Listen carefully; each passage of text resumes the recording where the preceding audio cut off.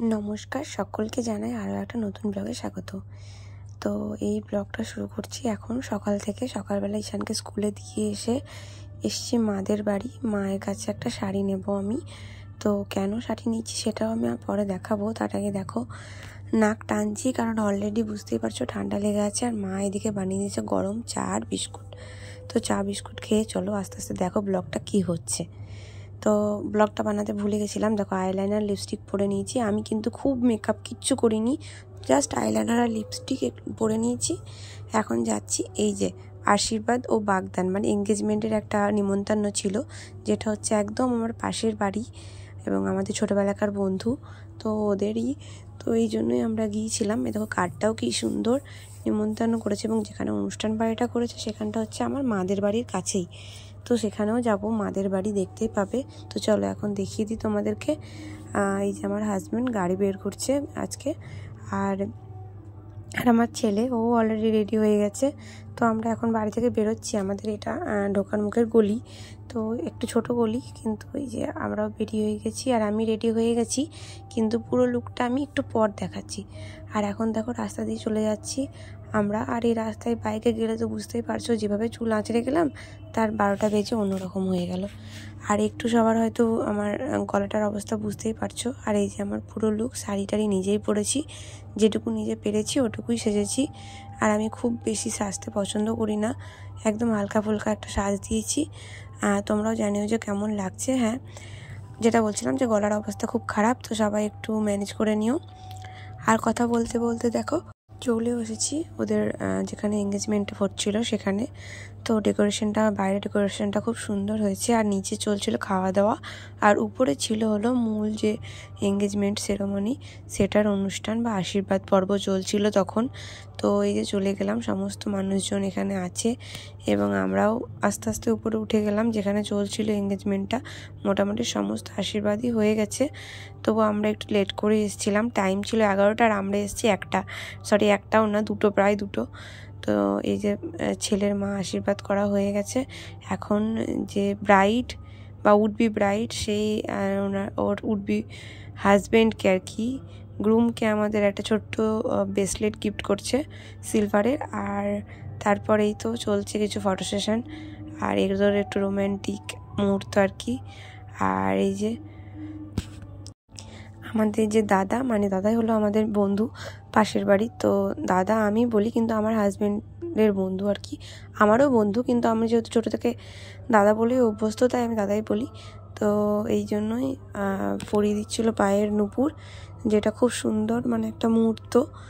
আর নূপুরের মাধ্যমে একটা শুভ সূচনা হলো আর কি ওদের এঙ্গেজমেন্টের। এখানে আমার হাজব্যান্ড বসেছিল, আর এখানে কোনো একটা রিচুয়ালস ছিল, যে কারণে রিচুয়ালসটা করছিল। আমি জানি না রিচুয়ালসটা কেন করে বা কিসের জন্য।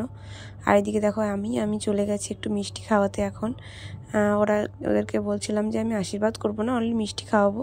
আর এখানে ছিল গিফটটা, আমার হাজব্যান্ডকে বললাম তুমি শুধু দাও, ও আর দিল না, তাই আমি দিয়ে দিলাম। আর আমার ছেলে তো দেখলেই দৌড়ে চলে গেল, ছবি তুললো না।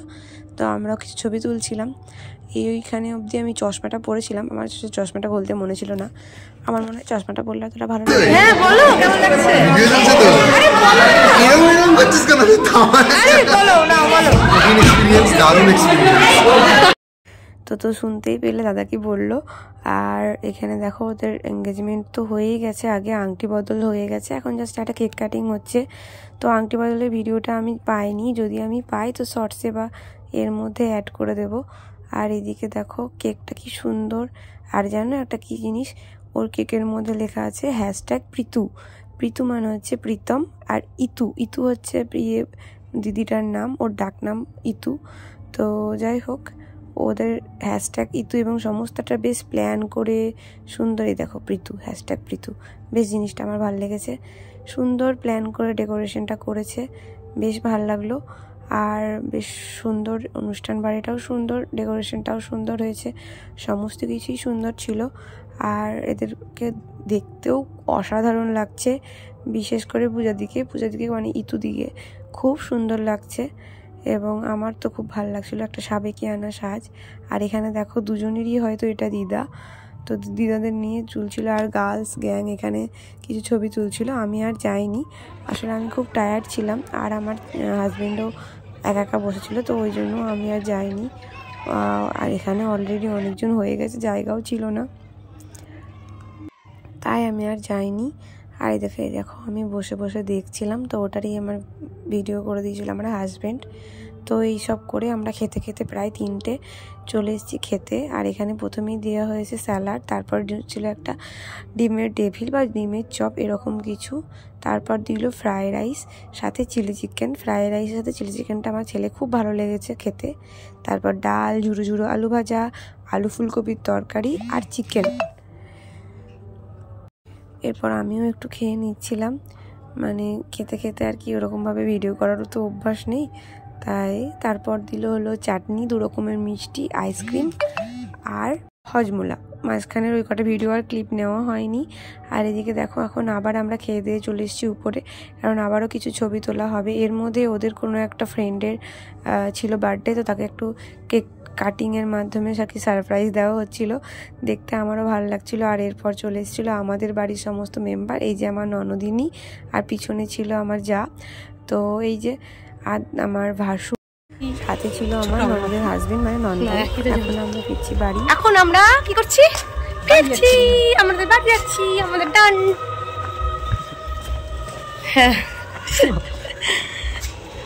ও যাচ্ছে হচ্ছে আমাদের মায়ের বাড়ি, কারণ আমাদের সব কমপ্লিট। তো এই তো হয়ে গেল, আজকের দিনটা কেটে গেল এবং খুব সুন্দর একটা দিন কাটালাম আজকে। আমি আমার হাজব্যান্ড বলছিলাম তাড়াতাড়ি এসো, এটা আমার মাদের বাড়ি, দেখেইছো তোমরা আগে। তো মাদের বাড়িতেই এসেছিলাম, কারণ আমি ড্রেস চেঞ্জ করলাম, এরপর বাড়ি চলে গেছিলাম। আর এই তো কিছু ছবি ক্লিপ যেগুলো আমি নিয়েছিলাম সেগুলোই অ্যাড করে দিলাম। তোমরা খুব খুব সুখে থাকো এটাই বলবো, আর কিছু ছবিও আমাদের অ্যাড করে দিচ্ছি।